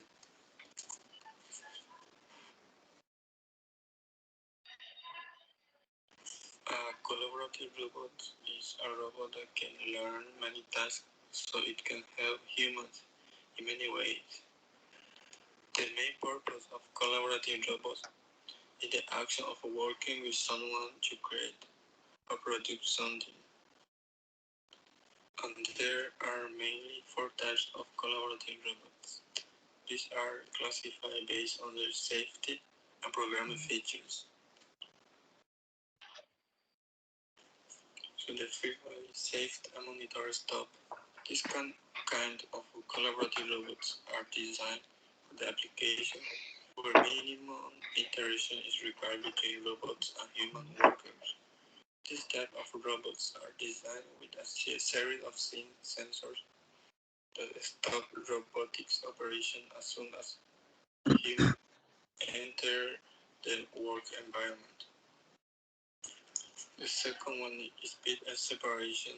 This kind of robots use advanced vision system to enable collaborative robots to identify the human worker and accordingly slow down the operations. Moreover, as the human worker gets too closer, the collaborative robot stops the operation immediately. The third one, power and force limiting collaborative robots are designed with a series of intelligent collision sensors and are built with rounded corners instead of sharp corners. The intelligent collision sensor quickly detect the human worker's contact and stop operation. This also has a future force limitation that ensures to injury even in case of any collisions. The fourth one, hand guiding. As the name suggests, this robot can simply be reprogrammed for new tasks by an operator itself to guide collaborative robots armed by hand. This allows quick reprogramming with minimum time and also reduce the requirement of a specialized programmer with robotic knowledge. So the main principle of Industry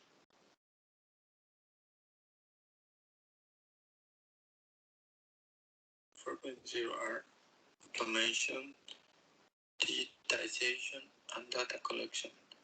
By using these principles, manufacturers can improve efficiency while streamlining cost and maintain a quality customer experience. Making good products is necessary for the success of manufacturing projects, but it's not only enough to sustain business and generate profit. Production costs must be low for a sustainable margin. This can achieve by improving the efficiency of the manufacturing system. And automation is necessary for that. Automation plays an important role in the factory for manufacturing on their way to Industry 4.0 implementation. And automation and Industry 4.0 together will help and support the longevity of a business. It's a golden time for the manufacturing industry, and business must be respond to this new technological development and ensure they are meeting the development demands of their customers. Change the slides. Also talk about technological requirements for robotics. So as we already know, robots are automated machines that intermingle with the real world by means of sensors. The advancement in technology has made it possible to fabricate sensors capable of acting just like human organs that enable robots to act like a human being. These sensors are designed and created to accomplish the functionality of various human organs like eyes, ears, and nose, enable robots to see, hear, touch and move like humans. Thus, is responsible for environmental feedback regarding surroundings and terrain.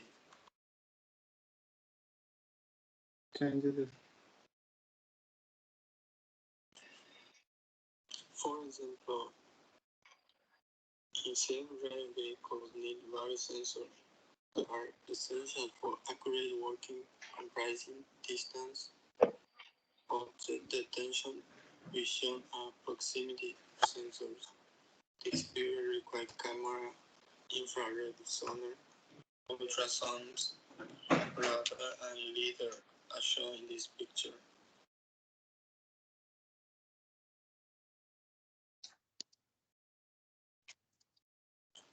So the various sensors used in robotics are as follows. Biosensors are used in medical applications. They are used to detect the presence of various chemicals by using a sample of living creatures and of biological particles. The applications that use biosensors include blood glucose monitor, DNA biosensors, etc. Another sensor, raindrop sensors. Raindrop sensors are used in weather forecasting and analysis application. After detecting the rain or weather condition, the sensor converts the information that's obtained into number, reference signals, and further to analog output. Another one is multi-axis force torque sensors. The name specifies this sensor is used to sense force and torque applied to various axes of a tool. By using fitting it on the wrist of the robot, such sensors are fitted onto the wrist of robots to detect force and torque that are applied to the tool. Another kind of sensor, optoelectronic torque sensors. The collaborative application requires safe and more effective human-machine interaction. In this application, optoelectronic torque sensors are used. The principle applied in this sensor guaranteed about the insensitivity to vibration and the deterioration. The next one is inertial sensor. Inertial sensor is an electronic device. They use accelerometers and gyroscope to measure acceleration and rotation, which can be used to provide position data. The next one is the sound sensor. This kind of sensor enable a robot to receive and process the voice commands. Sound sensing is essential. The sound sensors are required for voice assistant applications like Google, Alexa, and Siri. Emotion sensors. Emotion sensor, when plugged into robots, make it enable to detect face and evaluate mood depending upon the facial expression. Grip sensors. Robotic surgery gradually has become a new challenge in medical science. This has become possible only by the use of grip sensors. Robot touch sensor technology has given this era in robotics that allow robots to sense the touch. Robot touch capacity tactile technology has enabled industrial and consumer robots to sense the touch and grip with great optimized accuracy.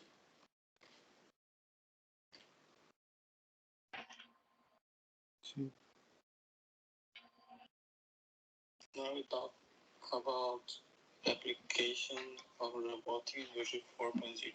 So the industrial revolution will add a new standard of living for the coming centuries and will increase the economic growth of the world.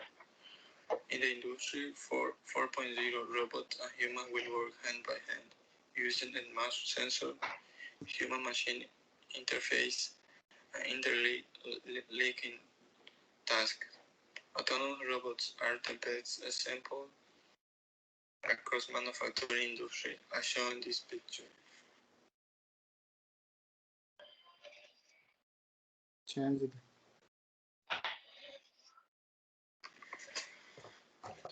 And there are many applications of robotics to Industry 4.0 discussed as follows. First one, in manufacturing, robot-based inspection systems are used in vision systems, allowing for flaw detection in various parts and guarantee the correct part assembly. The vision system inspects and finds a part correctly. Second one is autonomous vehicles. Autonomous vehicles are used in many fields like manufacturing, mining, agriculture, logistics, transport, etc. Also, automatic kind vehicles are used to transport materials to a warehouse. The third one, in healthcare, robotics is used in healthcare to compound drugs, which help to improve operator safety, costs, and quality. Also, robots are performing accurate surgery and making them less costly for the patients. Another major advantage for robots is that they can work with chemicals that are harmful to humans, as well as provide a greater efficiency in operations as shown in this picture. The forward packaging. So food packaging is one of the robot's application which is used in food industry. Robots in the food packaging industry will increase productivity and it will be easy to handle products, pick and place items. Robots are programmed to fill the exact amount of food in packaging models where same is not possible if human employees are assigned the job. Thus, efficient productivity both will increase as shown in this picture. In mining industry also using robotics and current technology. Robots operate drills and are used to drill deeper in earth.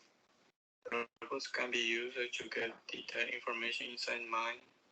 Autonomous vehicles combined with drones are used to inspect oil and gas lines in disputed areas to use autonomous mine equipment, as shown in this picture.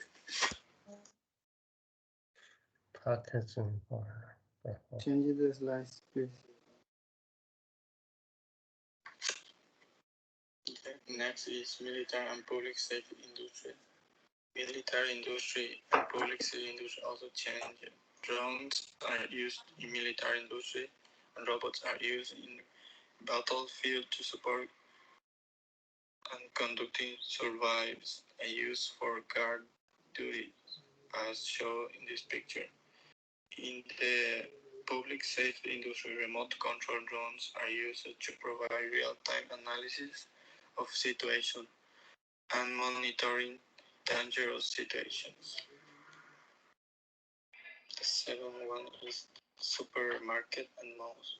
Robots can be used as in-store shopping system which help customers to find their products, retrieve their products which are replaced on shelves which the customer is unable to reach, as shown in this picture number 7. 3D printing and furniture wall. Actually, furniture is using robotics and 3D technology to expand furniture production in a low labor market.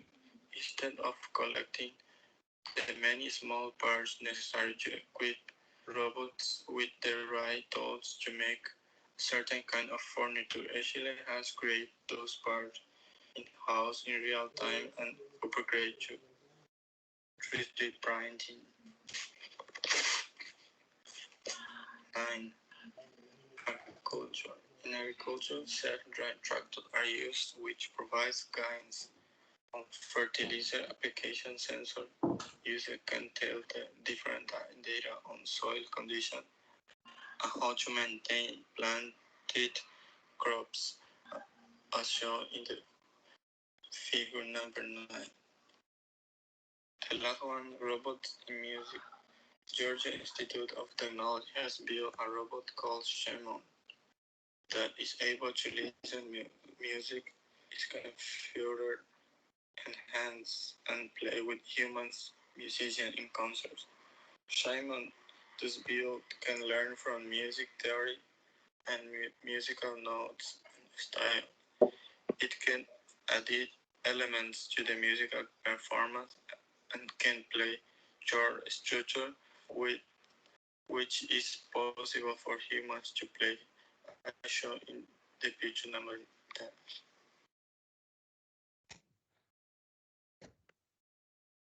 I want to talk about the challenge in robotic automation.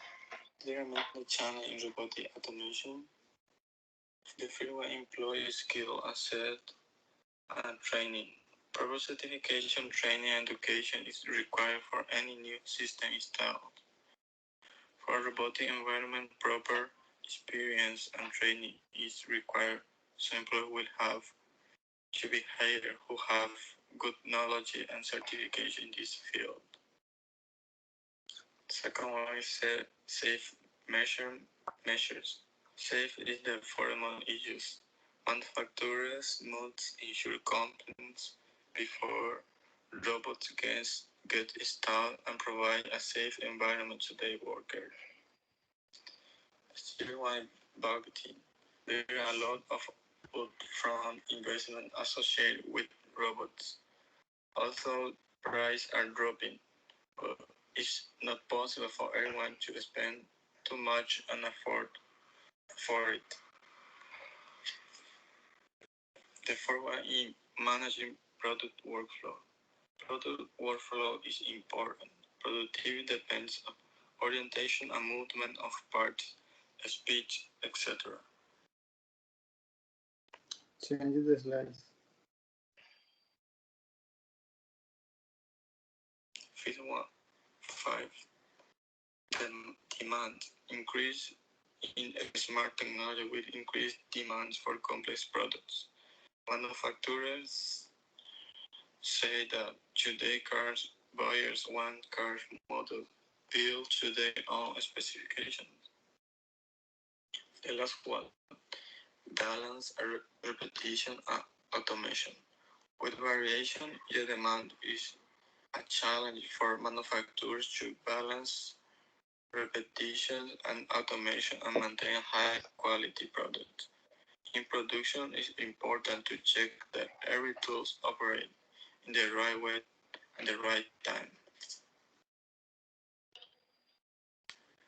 Now I will talk about some pros of robotics automation. The first one is to decrease production costs. With the use of robotic automation, speed will increase the production. The second one is no time to waste. Robot will work in speed without break, sleep, and will give the better output than human workers. Reliability and quality improves. In industry, precision accuracy plays an important role. Some products are manufactured with the same process and same specification every time, so robotics will improve precision and accuracy. The fourth one, reduce waste. Robot work with accuracy and it will reduce the cost of waste. Increases safety. Some parts are dangerous to work or pick up on for humans. Safety will be increased using robots. Savings. Quality and Customer satisfaction play a significant role. Increased imports will return more customer and more business. The last one, multiply application. Robots can perform multiple operations simultaneously, which will affect the business. Now I will do a brief Change it to the slides. conclusion. The Industry 4.0 is known as the Industrial Internet of Things. Here, all the equipment, device, a computer are connected in manufacturing process. It provides an environment that is rich enough for big data analysis and self-correcting procedures, with an open era for many other possibilities. With the help of sensors, smart machines and products can communicate and learn from each other, and all this together is leading to intelligent factories, as shown in this picture.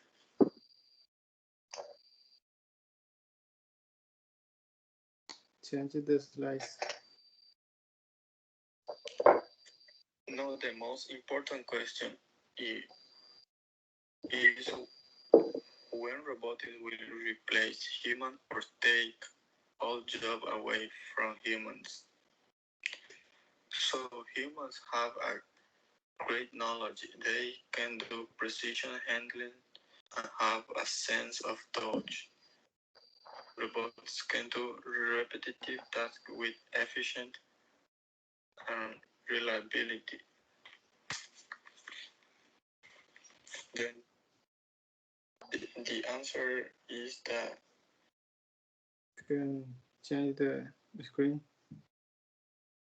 it is not possible actually, because for robotics to be fully functional, it requires installation of navigation devices, elevators, training people, automatic doors, etc. Further, it's not possible for everyone to afford this. Whole process is too costly. So robotics will not replace human contact 100%.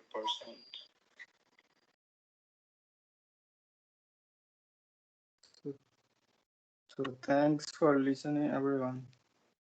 Okay, thanks. Dujano's long presentation. This is quite this is state of the art. It's informative only. Yeah, and then okay, all the advance of the technology still going. Yeah, let me see their question. Getting smarter, but I think there's still a line we cannot go across. That is the moral. What is it? Yeah, the moral issue in the AI. What do you think, Tujano? The moral issue, I think they can do the decision making like a human being, and other like sensors like touch, they can do like a human. So it's different, that part. Now, the first one I think should be considered issue of the AI security. Then we're going to consider the data protection issue, and also like to erect associate laws and the regulation in society. Yeah. And then I think you should put all of those issues into the revision. Then Gao Mengyu is asking, in Mengyu's field, I have learned how to mine underground. Yeah, of course. Yeah, she's a worker, and we can apply AI into mining. It will highly improve safety. Yeah, for staff and equipment. Sure. The main part of mining we need is to understand the structure of the ground and arranging equipment, yeah, scheduling assignment. If I want to cooperate with AI to help me doing that, what would you recommend me to do first? To train AI or collect the big data of the past core operation history? Yeah, of course, Meng I telling you, since AI don't have experience, that means the AI like an infant. So we need to input a lot of big data, like a child, in her or in his growing history. Then we like to give it more input, let them grow. As more data is inputted, and the faster she or he will grow. I think the answer should be the data. Yeah, thank you. This is a good question. And Liu Huixing, in your opinion, what impact will Industry 4.0 have on the environment? Yeah, that's cool question. Really cool question. I think he helped to reduce the waste Waste. because human. Oh, why? Because human workers produce more waste because they don't know the exact amount of materials to use in a certain product, so they waste more waste. Yeah, 幸会 Jano's answer, yes, he's quite clever. Since for human, we are not so accurate, so going to take advantage of the effectiveness and the efficiency of the AI and automation to make less waste and reduce the cost. I think that would be the solution. Then Dujano, you should put those answers into the revision. And Qi Hong asking how about your opinion, what is the future for Industry 4.0 in post-COVID-19 paradigm? What do you think, Dujano? So I think the Industry 4.0 aims to develop a smart industry in which products can find their own way through the production and can establish alternatives in case of any disturbance like COVID. Yeah, I think humans should have recess. That means we might not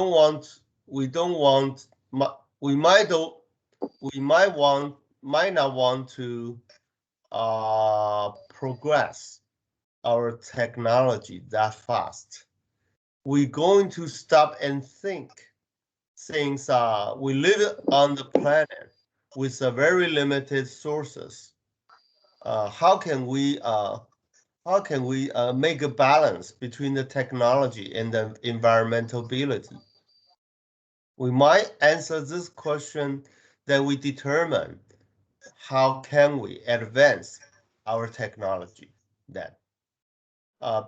So there's a trade-off between the environment of the ecosystem and the resources of the planet. Then, Tujano, do you agree? Yes, I agree because the new technology should develop more tools to avoid those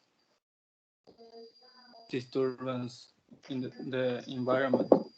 Yeah, of course, there's a impact, adverse impact. Then Zhang Yichun is asking, what the difference between cobot and the robot? Yeah, how they are not different. So they are all robot type. They are different in function or different in what perspective? They are different in function, and the industrial robots are more costly, and it's not possible for everyone to afford it. And cobots are lightweight, affordable, and easy to program and versatile. So that means the cobot can more adapt to environment. Is to that work with people? okay? Collaborative. Collaborate. So they can work with human more more intelligently. Is that is this what you mean? Yes. Okay. Okay. Just put in the revision. Then 1, 2, 3, 4. Have we done? Yes, I think we are done. Okay, then today we just call it a day, and I appreciate everybody's cooperation in my class, especially this very difficult time in the threat under the threat of COVID-19 level 3 alert. I think the alert will be extended until the July 12th, right? Then, well, I don't know how long it will last. However, it won't matter. So I think there's our new life, the way of new life. So we need to learn how to live with that. And this class, I think it is a quite new way of teaching, especially for Mengyu. She never experienced this kind of class lecturing before. I think that will be the first time for Mengyu to experience that at Taipei Tech. And that will be the way of the new new way of teaching for the future. I truly believe. Then there's a highly interact with students. Let students speak. Let students think. Let students provide solution. That will be our future. So in the future, even though you get a job, you work somewhere, maybe back in Paraguay or in Taiwan or in China, whatever. Always bear in mind, always try to encourage people, since people need encouragement, so they can do better. Even they may not that good for now, which is not necessary to tell you they will not be good. So they need encouragement. So that's my principle of teaching. All right. Then I appreciate your cooperation. Then all the revision of your final presentation need to be sent to the email by this Friday. Is everybody okay with this? All right. So finally, I hope you really enjoy my class, and then hope we can just meet you on campus someday. Okay, so I see you around. Thank you. Then Shaolin, remember to send the class link to me. Okay, I see you around. Ciao. All right. Bye-bye.